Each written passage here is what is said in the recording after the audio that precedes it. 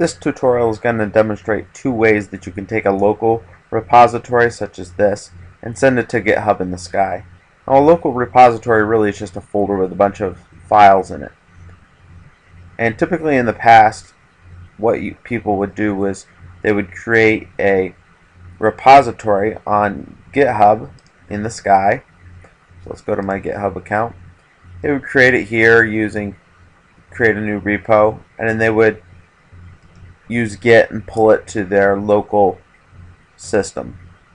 Here we want to do the opposite. We want to create a local repository that does not yet exist in GitHub and send it there. Let's go ahead and get started with that.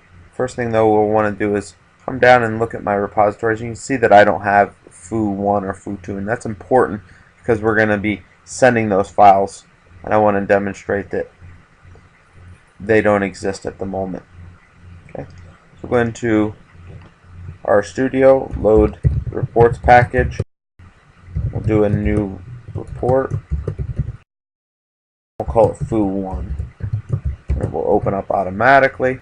And the way that we will send this to the GitHub in the sky is to use repo2github from the reports package. And you can enter your password in now, or it will prompt you in a moment to enter your password. And you can see that by doing that, it runs some commands, and we know that we're finished here because it says foo1 published to GitHub. Let's go ahead and look at that. We'll reload my GitHub page, and we can see foo1 exists. We click on it, and all of our inner files are there.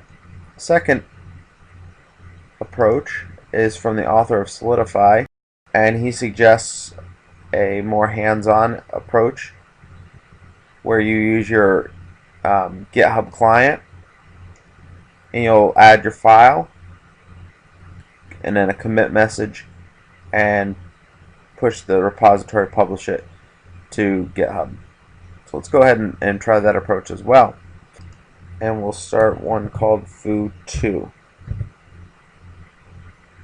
And we'll tell it not to open. You can see that we've created a repository there, a local repository.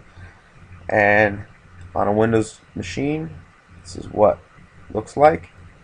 Take foo2 and you simply drag it right here. You can describe it with something if you want. Call it test. And create. And that's nice because you do have the option to keep it private if you want. We'll click on that. You see all our files are here. Let's put some kind of commit message. And we'll call it hello world. Commit it. And then we click publish.